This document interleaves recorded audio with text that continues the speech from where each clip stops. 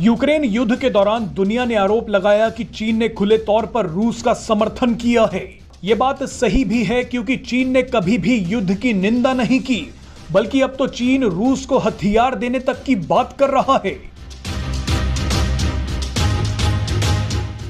जंग का 1 साल पूरा होते ही यूक्रेन के राष्ट्रपति वोलोदिमीर ज़ेलेंस्की ने चेतावनी देते हुए कहा था कि चीन जिस तरह से रूस की मदद कर रहा है उसकी वजह से तीसरा विश्व युद्ध भी शुरू हो सकता है।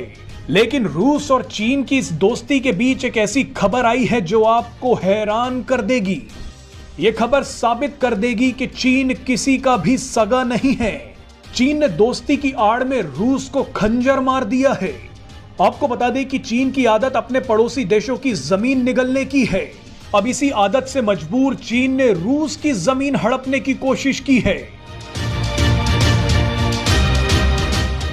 पुतिन को धोखा देते हुए चीन ने रूस के कई इलाकों के नाम ही बदल दिए हैं।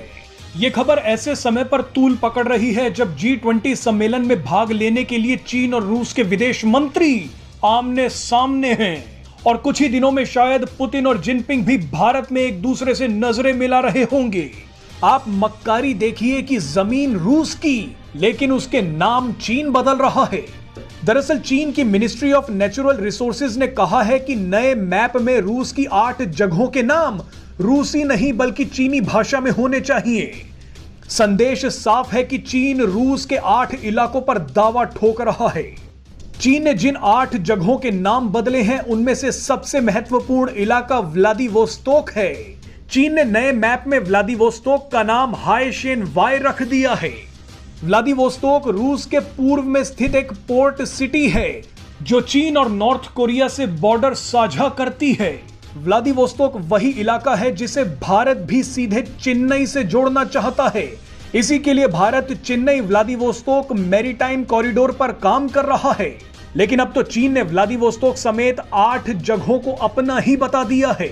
चीन ने इन सभी 8 रूसी इलाकों को चीनी नाम दे दिया है। यानी अब चीन रूस के पीछे भी हाथ धोकर पड़ गया है।